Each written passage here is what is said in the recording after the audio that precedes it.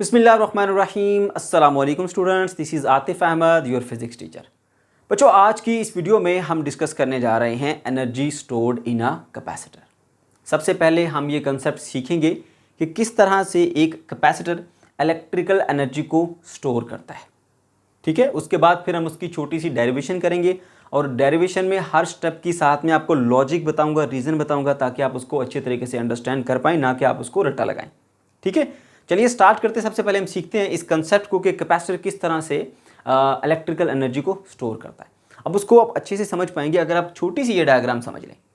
बच्चों, ये आप देख सकते हैं कि ये दो सिलेंडर हैं वाटर के, एक ये वाला सिलेंडर है और एक ये वाला। ये दोनों आपस में इंटरलिंक हैं, दरम्यान में ये कनेक्शन है। यहाँ पर हमने पंप या आप मोटर कह लें, मोटर लगाई हुई है। ठीक है, इस वक्त इनिशियली ये मोटर ऑफ है। यहाँ पर वाटर का जो लेवल है इस तरफ इस सिलेंडर में, उतना ही वाटर का लेवल इधर भी है। तो ना तो वाटर इधर से इधर खुद ब खुद जा सकता है, ना वाटर उधर से इधर खुद ब खुद आ सकता है। ये वाटर इसके अंदर मूव नहीं कर सकता, वर्क नहीं कर सकता। तो जो बॉडी वर्क नहीं कर सकती उसके पास एनर्जी नहीं है। जो बॉडी वर्क करने की एबिलिटी नहीं रखती उसके पास एनर्जी मौजूद नहीं होती। हम मानते हैं उसके पास एनर्जी नहीं है। ओके, अच्छा, अब आप ऐसा करें, इस पंप को, इस मोटर को ऑन कर दें। जब आप इस मोटर को ऑन कर देंगे तो मान लीजिए कि ये यहाँ से पानी को इस सिलेंडर से निकाल के इस सिलेंडर में शिफ्ट कर देती है। पहले इनका सेम लेवल था, अब क्या हुआ, ये वाला लेवल जो है वो नीचे आ जाएगा और ये वाला लेवल जो है वो ऊपर चला जाएगा। ये हाई हो गया और ये वाला क्या हो गया, लो। अच्छा, अब क्या ऐसा करने से इसके अंदर एनर्जी स्टोर हुई? कुछ बिल्कुल इसके अंदर एनर्जी स्टोर हुई। अगर आप यहाँ से इसको अलाउ करें, आप मोटर को बंद कर दें, इसको अलाउ करें कि वाटर ऊपर से नीचे आए, तो आपको लाने की ज़रूरत नहीं है। वाटर खुद ब खुद ऊपर से नीचे ऐसे आएगा, इस तरफ से इस तरफ को मूव करेगा, है ना। तो इसका मतलब है कि उसके पास एनर्जी मौजूद थी जिसकी वजह से वो वर्क करता हुआ नीचे आ रहा है। अब उसके अंदर मौजूद एनर्जी को आप इस्तेमाल में भी ला सकते हैं। आप यहाँ पर जहाँ मोटर लगाई थी वहाँ पर एक टरबाइन लगा दें। ठीक है, ये मैंने यहाँ पर एक टरबाइन लगाई है। तो जब वाटर यहाँ से फ्लो करता हुआ जाएगा तो उसके अंदर जो एनर्जी स्टोर थी उससे क्या होगी, टरबाइन घूमेगी और टरबाइन घूमने से हम इलेक्ट्रिकल एनर्जी ले सकते हैं। डायरेक्टली भी आप मैकेनिकल एनर्जी कोई भी ले सकते हैं किसी भी काम के लिए। लाइक आपने कोई चीज़ घुमानी है तो इसके साथ लगा दो उसको, टरबाइन के साथ। ठीक है, जब पानी ऊपर से नीचे आएगा ये टरबाइन घूमेगी और वो आपके साथ जो जिस चीज़ को आप घुमाना चाह रहे हो उसको घुमा सकते हो। डायरेक्टली उससे मैकेनिकल एनर्जी ले सकते हैं आप छोटा सा फ़ैन लगा दो उसके साथ, आप उसको हवा मिल सकती है। पानी ऊपर से नीचे आएगा, टरबाइन घूमेगी, टरबाइन के साथ आपका फ़ैन लगा हुआ है। ठीक है, तो वो भी घूमेगा। इलेक्ट्रिकल एनर्जी लेनी है, कोई भी काम करना आप उससे ले सकते हो। तो किया क्या आपने सिर्फ ये किया कि दोनों तरफ ये वाटर का लेवल था, आपने पंप लगा के एक तरफ से वाटर को निकाल के दूसरी तरफ शिफ्ट कर दिया। एक एंड को आप हाई कर दिया, दूसरे एंड को आपने लो कर दिया। अब ये हाई और लो बन गए तो अब वाटर के अंदर एनर्जी स्टोर हो गई है और ये यहाँ से यहाँ खुद ब खुद जाएगा, वर्क करेगा। अब ये वर्क करने की एबिलिटी रखता है, इसके पास एनर्जी स्टोर हो चुकी है। ये एनर्जी कहाँ से आई? जो वर्क किया ना इस पंप ने इस वाटर को इधर से इधर शिफ्ट करने में, वो in the form of energy इसके अंदर स्टोर हो जाता है। बात समझ गए? ये बड़ा इंपॉर्टेंट पॉइंट है, गौर से सुनना। जो पंप ने वर्क किया ना, देखो अब यहाँ से वाटर को आप चाहो कि इधर से इधर खुद जाए, खुद तो नहीं जाएगा वाटर, आपको लेके जाना पड़ेगा। चाहे आप खुद यहाँ से इधर लेकर जाएं या पंप के थ्रू लेकर जाएं, मोटर के थ्रू लेकर जाएं, तो मोटर क्या करेगी, वर्क करेगी या आप वर्क करेंगे और यहाँ से इसको इधर से इधर शिफ्ट करेंगे। अब इधर से इधर शिफ्ट करेंगे तो आपको वर्क करना पड़ेगा और वो आपका work he the form of energy उसमें स्टोर हो जाता है। तो अब इसमें एनर्जी स्टोर हो गई है। अब आप इसको अलाउ करेंगे तो ये वाटर यहाँ से यहाँ मूव करता हुआ जाएगा। ठीक है, तो इसके अंदर मौजूद एनर्जी जो है वो इस्तेमाल में लाई जा सकती है। आप उससे इलेक्ट्रिसिटी बना सकते हैं, कुछ भी कर सकते हैं। डैम में यही तो होता है कि एक तरफ वाटर को हाई लेवल पर स्टोर कर लिया जाता है, फिर इसको अलाउ किया जाता है कि वो हाई से लो की तरफ आए। रास्ते में टरबाइन लगी होती हैं, वो टरबाइन घूमती हैं, इलेक्ट्रिकल एनर्जी हमें मिल जाती है ना। तो जिस तरह ये काम करता है बिल्कुल इसी तरीके से कैपेसिटर भी इलेक्ट्रिकल एनर्जी स्टोर करता है। बड़े ध्यान से सुनना बात। इसमें क्या हुआ था, एक तरफ से वाटर को निकाल के दूसरी तरफ शिफ्ट कर दिया गया थ्रू द पंप। एक को हमने हाई कर दिया, दूसरे को हमने लो कर दिया, तो अब उसमें एनर्जी स्टोर हो गई। तो हाई से लो एनर्जी फ्लो करेगी, वाटर फ्लो करेगा, साथ में एनर्जी हमें मिलेगी उससे। टरबाइन की लगा के इलेक्ट्रिकल एनर्जी ले लो। अब बिल्कुल इसी तरह का काम कैपेसिटर में होता है। ये दो कैपेसिटर की प्लेट्स हैं, हमने बैटरी नहीं लगाई, ये दोनों न्यूट्रल हैं। ऐसे ही समझ लीजिए जैसे इसका दोनों तरफ लेवल सेम है ना, इसका दोनों तरफ पोटेंशियल सेम है, कोई हाई नहीं कोई लो नहीं है। फिर आपने क्या किया, आपने इसके साथ एक बैटरी को लगा दिया। ये बैटरी क्या करती है, एक प्लेट से इलेक्ट्रॉन को निकाल कर दूसरी प्लेट पर शिफ्ट कर देती है। जैसे ये पंप पे काम करता है ना, एक सिलेंडर से वाटर को निकाल के दूसरे सिलेंडर में शिफ्ट कर रहा था, उसी तरह से बैटरी काम करती है कि इस तरफ से इलेक्ट्रॉन को निकालती है और इधर शिफ्ट करती है। इधर से इलेक्ट्रॉन निकलेगा ना तो एक पॉजिटिव चार्ज आ जाएगा, इधर इलेक्ट्रॉन ऐड होगा वहाँ नेगेटिव चार्ज आएगा। तो यहाँ पर बहुत सारे पॉजिटिव चार्ज आपको नजर आ रहे हैं, मतलब इस प्लेट से बहुत सारे इलेक्ट्रॉन बैटरी ने निकाले हैं और इधर शिफ्ट किया है। तो बैटरी का ये काम है कि वो इधर से इलेक्ट्रॉन निकालती है और इधर शिफ्ट कर देती है। उससे क्या होता है कि एक एंड जो है वो हमारे पास हाई पोटेंशियल पर चला जा रहा है, मैं इसको पॉजिटिव वाले को हाई पोटेंशियल कह देता हूँ और नेगेटिव वाले को मैं लो पोटेंशियल कह देता हूँ। पहले देखो कोई हाई और लो नहीं था, जैसे इधर कोई हाई लो नहीं है, तो पंप ने इधर से इधर वाटर शिफ्ट किया एक सिलेंडर से दूसरे सिलेंडर में, तो एक हाई हो गया एक लो हो गया। अब इसके अंदर वर्क करने की एबिलिटी आ गई है तो एनर्जी स्टोर होगी इसके अंदर। इसी तरह से यहाँ पर बैटरी ने वर्क किया और इलेक्ट्रॉन को यहाँ से यहाँ इधर से इधर शिफ्ट करता गया, ठीक है। तो इस तरह से एक एंड हाई जिस पर पॉजिटिव चार्ज इस प्लेट पर आया उसको आप हाई पोटेंशियल कह ले, दूसरे को आप लो पोटेंशियल कह ले, ठीक है। तो इसके अंदर भी इलेक्ट्रिकल एनर्जी जो है वो स्टोर हो चुकी है, बात समझ गए। अच्छा, इसको इलेक्ट्रिक पोटेंशियल एनर्जी कहते हैं। अब जरा देखिए, अगर मैं बैटरी को हटा दूं और यहां पर उसकी जगह पर एक बल्ब लगा दूं, इन दोनों को कनेक्ट कर दिया बल्ब के साथ, तो अब इलेक्ट्रॉन जो है ना, असल में इलेक्ट्रॉन इधर से निकलेंगे और इधर से इधर जाएंगे। जैसे वाटर इधर हाई था ना, तो वाटर इधर से वापस किधर जाएगा, लो की तरफ। इसी तरह इलेक्ट्रॉन्स जो है वो नेगेटिव वाली प्लेट से निकलकर इस पॉजिटिव वाली प्लेट में जाएंगे। तो इस कंडक्टर में से जब इलेक्ट्रॉन फ्लो करेंगे मतलब करंट फ्लो करेगा, है ना। तो बल्ब को करंट चाहिए था, वो ग्लो करेगा।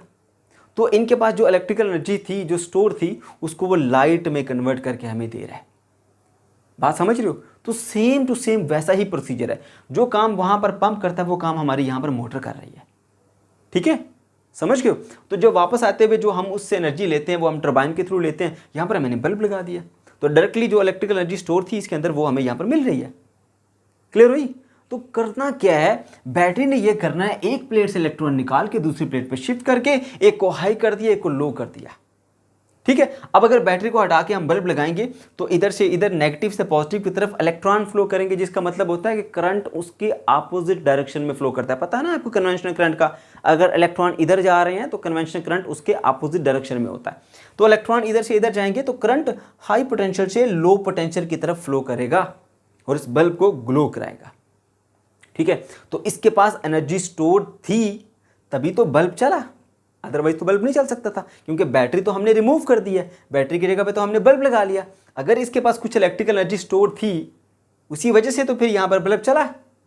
तो ये तरीका होता है कैपेसिटर का इलेक्ट्रिकल एनर्जी स्टोर करने का, ठीक है। बैटरी लगा दी जाती है, बैटरी एक प्लेट से इलेक्ट्रॉन निकाल के दूसरी पर शिफ्ट कर देती है, एक एंड को हाई कर दिया दूसरे एंड को लो कर दिया, उसके बाद बैटरी रिमूव कर दो, ठीक है। तो इसमें एनर्जी स्टोर हो चुकी है। अगर चेक करना चाहते हो कि एनर्जी है या नहीं, साथ में दोनों तरफ बल्ब के एक एक टर्मिनल लगा दो, तो अब इलेक्ट्रॉन नेगेटिव से पॉजिटिव की तरफ फ्लो करेंगे, जिसका मतलब ये है कि करंट हाई पोटेंशियल से लो पोटेंशियल यानी पॉजिटिव से नेगेटिव की तरफ फ्लो करेगा और आपका बल्ब ग्लो कर जाएगा। क्लियर हुई बात। अच्छा, ये था हमारा कंसेप्ट इसका कि किस तरह से ये इलेक्ट्रिकल एनर्जी को स्टोर करता है, ठीक है। अब यहाँ एक बात का बड़ा ध्यान रहे, ये इलेक्ट्रिकल एनर्जी आई कहाँ से, ये जो वर्क किया गया ना, इस मोटर ने वर्क किया था वो in the form of potential energy इसमें स्टोर हो गया था। यहाँ पर बैटरी ने वर्क किया है वो in the form of electric potential energy इसमें स्टोर हो गया। क्लियर हुई बात। अच्छा, चलिए अब हम इसकी डेरिवेशन की तरफ आते हैं। तो यहाँ से एक बात हमें क्लियर हो जानी चाहिए कि the work done in charging the capacitor appear as a electric potential energy, जिसको हम यू से रिप्रेजेंट करते हैं। ये इलेक्ट्रिकल पोटेंशियल एनर्जी, क्योंकि आप जानते हो एनर्जी को हम क्रिएट नहीं कर सकते, ना ही हम एनर्जी को डिस्ट्रॉय कर सकते हैं।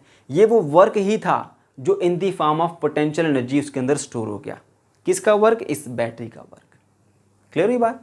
अच्छा, तो यहाँ से आपको एक बात ये पता चल जानी चाहिए कि भाई ये जो पोटेंशियल एनर्जी इसके अंदर स्टोर है ना, पोटेंशियल एनर्जी बड़ा इंपॉर्टेंट पॉइंट है जिसको हम यू से रिप्रेजेंट कर रहे हैं, वो basically equals to work done है। सही है। अच्छा, अब जरा दोबारा से हम इसके प्रोसीजर को देख लेते हैं। ये हमने दो कैपेसिटर की प्लेट्स ली थी, कंसेप्ट तो हमने सीख लिया उसका, ठीक है। ये हमने इसको ऐसे अटैच कर दिया। इनिशियली क्या जी, इसकी दोनों प्लेट्स के दरमियान जो पोटेंशियल का डिफरेंस है वो क्या है, जीरो। इनिशियली जो VI है वो क्या आपके पास जीरो है, ठीक है। अब क्या होता है, बैटरी यहाँ से एक इलेक्ट्रॉन निकाल के इधर शिफ्ट करती है, यहाँ पर 1 पॉजिटिव चार्ज आ जाएगा, यहाँ पर 1 नेगेटिव। तो अब कुछ ना कुछ पोटेंशियल डिफरेंस जो है वो हमारे पास बन गया। फिर इलेक्ट्रॉन जो है वो यहाँ से एक और बैटरी खींचती है, इधर लेके जाती है। अब दूसरा इलेक्ट्रॉन जाते हुए अब क्या होगा, यहाँ पर इसको ज़्यादा रेजिस्टेंस का, ऑपोजिशन का सामना होगा, क्योंकि पहले इसके पास कुछ नहीं पड़ा था इलेक्ट्रॉन, ये इलेक्ट्रॉन आसानी से शिफ्ट हो गया। दूसरा इलेक्ट्रॉन जब यहाँ से निकलेगा तो दूसरा पॉजिटिव चार्ज यहाँ पर आ जाएगा। अब वो इलेक्ट्रॉन जब इधर जाएगा तो उसको रिपल्शन का सामना होगा, तो अब ये थोड़ी सी मुश्किल से यहाँ स्टोर होगा, बैटरी को ज़्यादा वर्क करना पड़ेगा। ठीक है, फिर तीसरा इलेक्ट्रॉन यहाँ से गया तो एक और पॉजिटिव चार्ज, फिर इधर आगे 2 इलेक्ट्रॉन पड़े और ज़्यादा रिपल्शन का सामना होगा, तो यहाँ पर एक इलेक्ट्रॉन फिर आ गया। इसी तरह से इधर से पॉजिटिव चार्ज बनते जाते हैं, इधर नेगेटिव चार्ज, इधर से इलेक्ट्रॉन असल में इधर जा रहे हैं, पॉजिटिव इधर नेगेटिव, फिर इधर पॉजिटिव और फिर इधर फाइनली नेगेटिव चार्ज आता है। ठीक है, और उस वक्त तक ये प्रोसीजर चलता रहता है जब तक बैटरी का पोटेंशियल डिफरेंस और इन दोनों प्लेट के दरमियान जो पोटेंशियल डिफरेंस है वो सेम नहीं हो जाता। अगर इधर पोटेंशियल डिफरेंस V है तो जब तक इधर पोटेंशियल डिफरेंस V नहीं होता, बैटरी एक प्लेट से दूसरी प्लेट तक इलेक्ट्रॉन को शिफ्ट करती रहती है। ठीक है, तो अब देख सकते हैं कि इनिशियली पोटेंशियल डिफरेंस जो इनिशियल था इसमें वो 0 था। आहिस्ता आहिस्ता जब इलेक्ट्रॉन इधर से इधर शिफ्ट होते जा रहे हैं तो पोटेंशियल डिफरेंस बढ़ता जा रहा है, बढ़ता जा रहा है, बढ़ता जा रहा है, बढ़ता जा रहा है, बढ़ता रहा है, और फाइनली कितना होगा, जितना इस बैटरी का पोटेंशियल डिफरेंस था। तो फाइनल जो पोटेंशियल था वो हमारे पास, उसको आप V कह सकते हैं, जितना बैटरी का पोटेंशियल हमने लिया। ठीक है, और ये बात याद रहे कि ये 0 से स्टार्ट हुआ और इंक्रीज करता जा रहा है, इंक्रीज करता जा रहा है, इंक्रीज करता जा रहा है, इंक्रीज करते करते एक मैक्सिमम वैल्यू V तक पहुंचा। पहले कहाँ से स्टार्ट हुआ था, 0 से स्टार्ट हुआ था। क्लियर हुई बात? अच्छा जी, चलें अब ये पॉइंट याद रखना है क्योंकि हमने इसको इस्तेमाल करना है इस कंसेप्ट को, राइट? ओके, तो अब आपने कैलकुलेट करनी है जी इसकी पोटेंशियल एनर्जी, और आपको पता है अभी अभी मैंने कंसेप्ट सिखाया है कि पोटेंशियल एनर्जी को हम U से रिप्रेजेंट करते हैं। ठीक है, और वो वर्क डन के इक्वल होती है, जितना इधर से इधर जो है वो बैटरी ने जो यहाँ से यहाँ इलेक्ट्रॉन को इधर शिफ्ट करने में जो वर्क किया, ठीक है, उस वर्क के बराबर जो है वो आपके पास क्या होती है, पोटेंशियल एनर्जी। ओके, अच्छा, अब ये जो इलेक्ट्रिकल वर्क है ना, ये W, इसको हम किससे शो करते हैं? ये इलेक्ट्रिकल वर्क जो है वो हमारे पास इक्वल होता है जी Q × V। अब आप सोच रहे होंगे कि ये हमें कैसे पता चलेगा भाई ये QV के इक्वल होता है? तो बच्चों आपने इलेक्ट्रिक पोटेंशियल का फार्मूला पढ़ रखा है। इलेक्ट्रिक पोटेंशियल को हम V से शो करते हैं, वो किसके इक्वल होता है? Work done per unit charge के इक्वल होता है। तो अगर आपको वैल्यू भूल जाए तो आप यहाँ से भी निकाल सकते हैं भाई वर्क फिर किसके इक्वल हुआ, Q × V। तो ये होता है हमारे पास इलेक्ट्रिकल वर्क, जिसकी वैल्यू मैंने यहाँ पर पुट की है। ठीक है, so potential energy is equals to QV। अब यहाँ पर Q जो है वो चार्ज को रिप्रेजेंट करे, भाई कितना चार्ज इधर से निकाल के इस प्लेट पर इस बैटरी ने स्टोर किया, उसकी तो कोई वैल्यू आपको मिल जाएगी। अब V है जी पोटेंशियल डिफरेंस। पोटेंशियल डिफरेंस की क्या वैल्यू ली जाए? इनिशियली वो तो 0 था, फिर उसकी वैल्यू बढ़ती गई, फिर बढ़ती गई, फिर बढ़ती गई, फिर बढ़ते बढ़ते बढ़ते V हो गया। तो उसकी कोई एक स्पेसिफिक वैल्यू तो हमारे पास है ही नहीं, मुख्तलिफ वैल्यूज़ हैं। तो ऐसी सिचुएशन में फिर हम क्या करते हैं, हम एवरेज ले लेते हैं। तो इनिशियली क्या था, पोटेंशियल 0 था, फाइनली कितना हो गया, V हो गया, तो हम एवरेज ले लेंगे। तो यहाँ पर मैं इसके साथ लिखूंगा AV, यानी एवरेज पोटेंशियल डिफरेंस। समझ गए? तो एवरेज जो पोटेंशियल डिफरेंस आपके पास आएगा वो कैसे मिलेगा आपको, VAV is equals to V initial plus V final, और डिवाइडेड बाय कर देंगे आप इसको 2 से। समझ गए? ओके जी, अब मैं यहाँ पर लिखता हूँ VAV, ऐसे ही लिखा मैंने। तो इनिशियली कितना था हमारे पास पोटेंशियल डिफरेंस? शुरू में तो 0 था, कोई पोटेंशियल था ही नहीं। फिर रफ्ता रफ्ता बढ़ते बढ़ते बढ़ते बढ़ते इसकी एक वैल्यू मिली आपको V। तो फाइनली जितना बैटरी का पोटेंशियल था V, उतना ही पोटेंशियल इसके साथ हुआ, तभी ये चार्जिंग इसकी स्टॉप हुई, और डिवाइडेड बाय क्या आ गया आपके पास 2। तो इस तरह से जो एवरेज आपके पास ये वैल्यू मिलती है पोटेंशियल डिफरेंस की, वो मिलती है V/2। ठीक है, ये वैल्यू मिली। अब ये वाली वैल्यू जो है ना, ये वैल्यू आपने उठा के ना इस इक्वेशन नंबर 1 में रखनी है, दैट इज इक्वेशन नंबर 1। ठीक है, अब ये सारे का सारा जो स्टेप है ना, ये इसकी वैल्यू कैलकुलेट करने के लिए किया गया इस एवरेज पोटेंशियल की।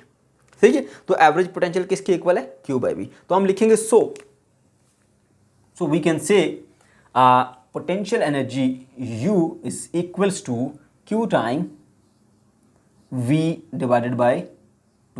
तो ये हमारे पास एक रिलेशन आ गया।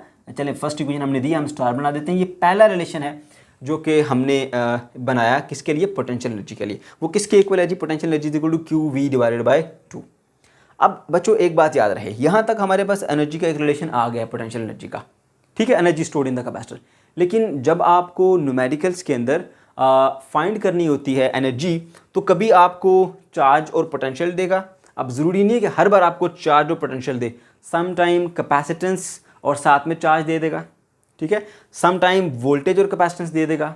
तो डिफरेंट सिचुएशंस होती हैं, तो उन डिफरेंट सिचुएशंस के अंदर आपने एनर्जी कैलकुलेट करनी है। तो इसी फार्मूले के अंदर अब हमने सिर्फ मॉडिफिकेशंस करके नए फार्मूले बनाने हैं। ठीक है, तो ये हमारे पास एनर्जी स्टोर्ड इन कैपेसिटर का फॉर्मूला आ गया है।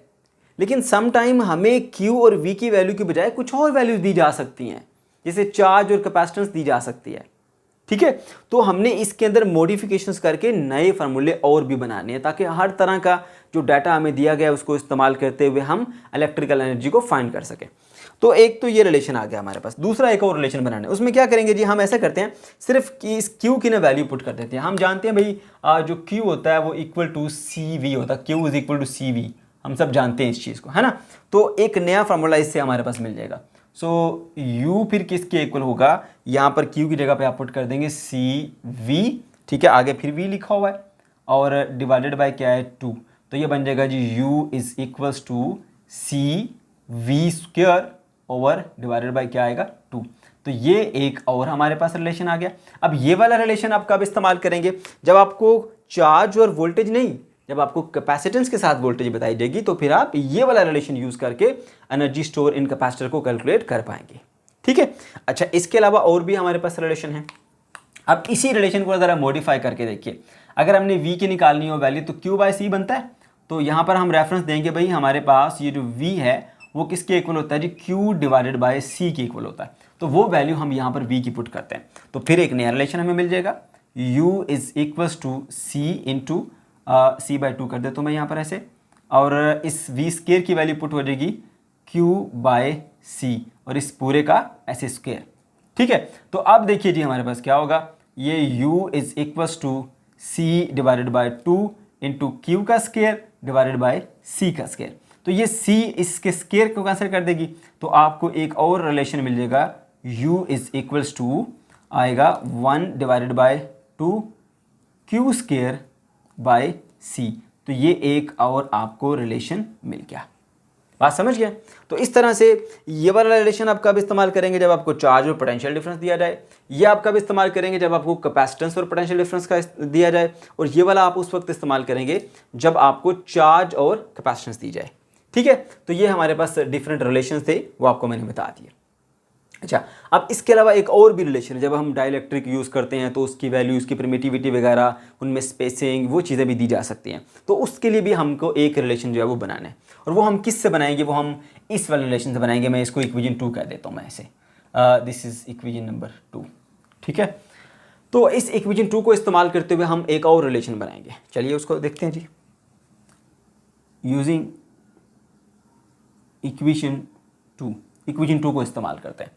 तो ये इक्वेशन क्या है जी हमारे पास, U is equals to CV square, और यहाँ पर मैं लिख देता हूँ 1 डिवाइडेड बाय 2। ठीक है, अब C क्या है, कैपेसिटेंस है किसकी, पैरेलल प्लेट कैपेसिटर की, और V यहाँ पर क्या है, पोटेंशियल डिफरेंस का स्क्वायर है। ठीक है, तो अब अपने दो फार्मूले यहाँ पर C और V दोनों की वैल्यू पुट करके ना एक नया फार्मूला बनाना है। तो बच्चों आपको पता है कि हमारे पास जो पैरेलल प्लेट की कैपेसिटर की कैपेसिटेंस होती है वो किसके इक्वल होती है, capacitance of a parallel plate capacitor is equals to क्या होगी हमारे पास, A into epsilon R divided by D। अब ये इसके लिए पूरी मुकम्मल एक वीडियो हमने बनाई हुई है, capacitance of a parallel plate capacitor. अगर आपको ये नहीं आता तो आप उसको ज़रूर देखिएगा। ठीक है, अभी हम सिर्फ इसकी वैल्यू, इसके फार्मूले को आप याद रख सकते हैं। ठीक है, ये वैल्यू कैपेसिटेंस की होती है in case of parallel plate capacitor. ठीक है, और जब उसके दरम्यान में आपने कोई डाई इलेक्ट्रिक रखा होता है, समझ गए, यानी अगर मैं इधर बात करता हूँ, ये वाला है, तो यहाँ पर ये इसके दरम्यान में अगर हम कोई ऐसे डाई इलेक्ट्रिक रख लेते हैं, इस तरह का कोई इंसुलेटेड मटीरियल रख दिया ये, ठीक है, तो उस वक्त कैपेसिटेंस, ये एप्सिलॉन R जो है वो इस डाई इलेक्ट्रिक की रिलेटिव परमिटिविटी है। ओके, एप्सिलॉन R जो है, एप्सिलॉन R वो फ्री स्पेस की परमिटिविटी है। ये दोनों मल्टीप्लाई करते हैं ना, तो मीडियम की परमिटिविटी बनती है। मैं चलें साथ में बता देता हूँ आपको कि ये हमारे पास जो एप्सिलॉन M होता है, यानी मीडियम की परमिटिविटी, वो इक्वल होती है epsilon R into epsilon not. ठीक है, तो अगर आपने कोई मीडियम यूज़ किया है between the plates of capacitor, तो उस मीडियम की परमिटिविटी यहाँ पे आपने लिखनी होती है, वो किसके इक्वल होती है, epsilon R into epsilon not. ठीक है, अब अगर आपको इसका नहीं पता तो ये हम इसी चैप्टर की फर्स्ट वीडियो में मैंने आपको कंसेप्ट सिखाया है परमिटिविटी का, एक एक पॉइंट डिटेल के साथ ईजीएस्ट वे में, तो आप वहाँ से इसको सीख सकते हैं। ठीक है, अभी हमने ये एक रिलेशन जो है वो एज इट इज़ इस्तेमाल करना है, तो मैंने यहाँ पर लिख दिया। दूसरा एक और रिलेशन आपने यहाँ पे इस्तेमाल करना है, वो है electric field as a potential gradient का। मैं यहाँ लिखता हूँ, आपने पढ़ा था electric field as a potential gradient E is equal to V by D, इसको भी हमने एक रिलेशन बनाया था, ठीक है। ये इलेक्ट्रिक फील्ड इंटेंसिटी है और ये इलेक्ट्रिक पोटेंशियल है, इन दोनों के दरमियान ये रिलेशन है इन केस ऑफ कैपेसिटर, जिसमें V जो है वो पोटेंशियल डिफरेंस है between the plates of capacitor और D जो है वो इन दोनों के दरमियान स्पेसिंग है, ठीक है, बात समझ रहे हैं। और E क्या है, electric field intensity between the plates है। क्लियर हुई बात। अब इसी से आप एक अलग से फार्मूला बना सकते हैं भाई, V किसके इक्वल है जी हमारे पास, E इंटू डी। तो ये दोनों वैल्यू, V की वैल्यू भी पुट करनी है और C की वैल्यू भी पुट करनी है आपने। C की वैल्यू ये आ जाती है capacitance of a parallel plate capacitor, और V की वैल्यू आपको ये मिल जाती है यहाँ से, वो आपने इसके अंदर पुट कर देनी है, ठीक है। तो आपकी ये मैंने इसे 3 डॉट लगाए हैं, मतलब ये फार्मूला हम इस्तेमाल करेंगे इसके अंदर, ठीक है। तो इसके अंदर यूज़ करने के बाद आपको ये मिल जाएगी, U बन जाएगा is equals to 1 divided by 2 और C इंटू वी। तो C कैपेसिटेंस क्या है जी आपके पास, A into epsilon not, A into epsilon not epsilon R divided by D, ठीक है। और D के बाद अब उसके बाद नेक्स्ट क्या है आपके पास जी, V का स्क्वायर। तो V किसके इक्वल है जी, ई डी के। तो यहाँ पर आपने लिख देना है जी ये E और ये D, इन दोनों का स्क्वायर। समझ गए कितना आसान है, सिंपली C और V दोनों की वैल्यू पुट करनी है। C पैरेलल प्लेट कैपेसिटेंस और V जो है वो electric field intensity as a potential gradient, यानी E is equal to V by D के फार्मूले से वैल्यू पुट की।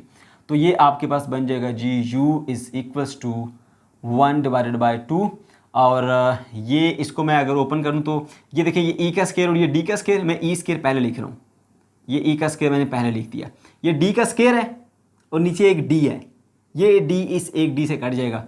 तो एप्सिलॉन नॉट एप्सिलॉन आर और साथ में यहाँ पे एक सिर्फ ये वाला एरिया लिख देता हूँ ऐसे, और ये वाला D मैंने लिख दिया, ठीक है बच्चों। ये D इधर से कट जाएगा क्योंकि D का स्क्वायर बनता है, तो एक D बच गया। ये वाला A मैंने यहाँ पर लिख दिया, सिर्फ तरतीब चेंज किया, 1/2 ये आ गया। ये जो E का स्क्वायर था वो ये मैंने लिख दिया और एप्सिलॉन नॉट ये लिख दिया, ये एरिया का और D को मैंने इकट्ठा लिख दिया। अब मैं क्यों इकट्ठा लिख दिया उसकी मैं वजह भी आपको बता दूंगा अभी, ठीक है। तो ये मेरे पास एक और रिलेशन आ गया, ठीक है, ये मेरे पास एक और रिलेशन आ गया, energy stored in a capacitor. ये उस केस में जब आपको परमिटिविटी ऑफ द मीडियम दी जाए या रिलेटिव परमिटिविटी दी जाए, आपको इलेक्ट्रिक फील्ड दी जाए, एरिया दिया जाए और डिस्टेंस या बिटवीन द प्लेट्स आपको ये बताया जाए, तो उस केस में आप ये वाला रिलेशन इस्तेमाल करते हुए एनर्जी को कैलकुलेट करेंगे, ओके। अच्छा, तो ये हमने मुख्तलिफ रिलेशन जो है वो कैलकुलेट किया। कंसेप्ट एक ही था असल में, छोटा सा इतना ही कंसेप्ट कंप्लीट हो जाता है, लेकिन उसके बाद असल चीज़ें जो है ना वो जो मॉडिफिकेशन करके आपको न्यूमेरिकल्स में सॉल्व करनी पड़ती है, उसके लिए ये सारे हम मुख्तलिफ तरीकों से कर रहे हैं। तो एक हमने ये मेथड कैलकुलेट किया, ये वाला फार्मूला, सॉरी, दूसरा हमारा ये वाला फार्मूला था, तीसरा हमारे पास ये फार्मूला था, चौथा हमारे पास अब ये फार्मूला, ये 4 फार्मूले हमने देखे। मुख्तलिफ सिचुएशन के अंदर मुख्तलिफ फार्मूले हम इस्तेमाल करेंगे, राइट। तो ये आ गया। अब उसके बाद हम बात करेंगे जी एनर्जी डेंसिटी की, ठीक है। तो एनर्जी डेंसिटी क्या होती है जी, एनर्जी डेंसिटी, ठीक है। तो एनर्जी डेंसिटी किस तरह से अब आएगी हमारे पास, उसको हम स्मॉल u से रिप्रेजेंट करते हैं और वो आपके पास इक्वल होती है जी एनर्जी डिवाइडेड बाय वॉल्यूम, ठीक है, एनर्जी बाय वॉल्यूम। तो एनर्जी डिवाइडेड बाय वॉल्यूम करेंगे तो आपको जो है वो एनर्जी डेंसिटी यानी स्मॉल u की वैल्यू मिल जाएगी, ठीक है। अब मेरी बात ज़रा गौर से सुनना, ये वॉल्यूम कौन सा वॉल्यूम है, ये between the plates of capacitor, ठीक है। ये देखिए मैं यहाँ पर अगर रफली बनाता हूँ तो ये एक प्लेट आ जाती है ऐसे, ठीक है, और ये आ जाती है हमारे पास, ये दूसरी प्लेट आ जाती है इस तरह से। इसके दरमियान जो रीजन है ये वाला, ये सारा रीजन, ये ऐसे इसके दरमियान में ये ऐसे प्लेट्स ऑफ कैपेसिटर हैं, ये इस तरह से ऐसे। अब जो बीच की स्पेस है ना, ये वॉल्यूम देखना ज़रा, ये ऐसे, ये जो है हमारे पास ये एक साइड है इसकी, ऐसे मैं अगर यहाँ पर इसको अलग से इसको ड्रा करूँ तो कुछ इस तरह की स्पेस आपके पास आती है, ये इस तरह की स्पेस, ये से। इसमें जो ये वाली साइड है ये क्या है जी, ये हमारे पास इक्वल होती है ये एरिया ऑफ द प्लेट, ये ए, ठीक है, इसको तो हम ए कहते हैं, ठीक है, समझ गए। और जो ये चीज़ है हमारे पास, ये वाली, ये है हमारे पास विड्थ। तो आपको एक फार्मूला आता होगा, वॉल्यूम क्या होता है जी, length multiply by width multiply by height, है ना। लेकिन आपको एरिया का फार्मूला भी पता है, तो एरिया किसके इक्वल होता है, length into width. So area multiply by height करेंगे तो वो भी आपको क्या मिल जाता है, वॉल्यूम मिल जाता है। अब ये सारे का सारा क्या एरिया हमारे पास एक सेट ये पूरा पूरा एरिया है। इस एरिया को मैं अगर इस लेंथ से मल्टीप्लाई कर दूंगा तो इस पूरे का क्या मिल जाएगा, मुझे वॉल्यूम मिल जाएगा। ठीक है, क्योंकि देखो एरिया कैसे मिलता है, ये वाली लेंथ और ये वाली लेंथ, ये दोनों आपने मल्टीप्लाई की। मैं फिर से सेपरेटली ड्रा करता हूँ, एक ये लेंथ और दूसरी ये लेंथ, ये दोनों मल्टीप्लाई की तो इसका एरिया आ गया। अब एरिया को इस तीसरी वाली लेंथ से मल्टीप्लाई करोगे तो आपको वॉल्यूम मिल जाएगा। तो ये जो A इंटू डी है ना, ये एरिया इंटू दिस लेंथ, वो हमारे पास वॉल्यूम बन जाता है बिटवीन दिस प्लेट्स। समझ गए? अब डाइलेक्ट्रिक रखा है तो उस डाइलेक्ट्रिक का वॉल्यूम बन जाएगा, या अगर फ्री स्पेस है तो उसको भी आप उसका वॉल्यूम ले लेंगे। ठीक है, तो ये हमारे पास वो वॉल्यूम है जिसकी मैं बात कर रहा था। तो मैंने जो ए डी सेपरेट किया ना, इसको सेपरेट करने की रीज़न मेरे पास यही थी कि ए और डी मिलकर हमारे पास वॉल्यूम बनता है। तो जब मैंने एनर्जी डेंसिटी कैलकुलेट करनी है ना, तो अच्छा है मेरे पास ये डायरेक्टली नीचे वाले वॉल्यूम से कट जाएगा। ठीक है, तो उस रिस्पेक्ट से फिर मैं क्या लिखूंगा जी, यू इज इक्वल्स टू, ये वाली रिलेशन आएगी 1/2 और ई का square epsilon not epsilon R, और साथ में क्या आ गया मेरे पास, ये ए डी वॉल्यूम। और क्योंकि एनर्जी बाय वॉल्यूम है ना, तो नीचे वॉल्यूम की जगह पर मैं क्या लिख दूंगा, ए डी, क्योंकि इसका वॉल्यूम किसके बराबर है, ए इंटू डी के। तो ऊपर ए डी और नीचे ए डी ऐसे आपस में कट गए। फिर से सुन ले, एनर्जी बाय वॉल्यूम है ना, ऊपर एनर्जी आ गई डिवाइडेड बाय वॉल्यूम, तो वॉल्यूम इसका किसके बराबर है, ए इंटू डी के बराबर है। तो ए इंटू डी लिखा, तो ये और ये दोनों ए इंटू डी आपस में कट गए।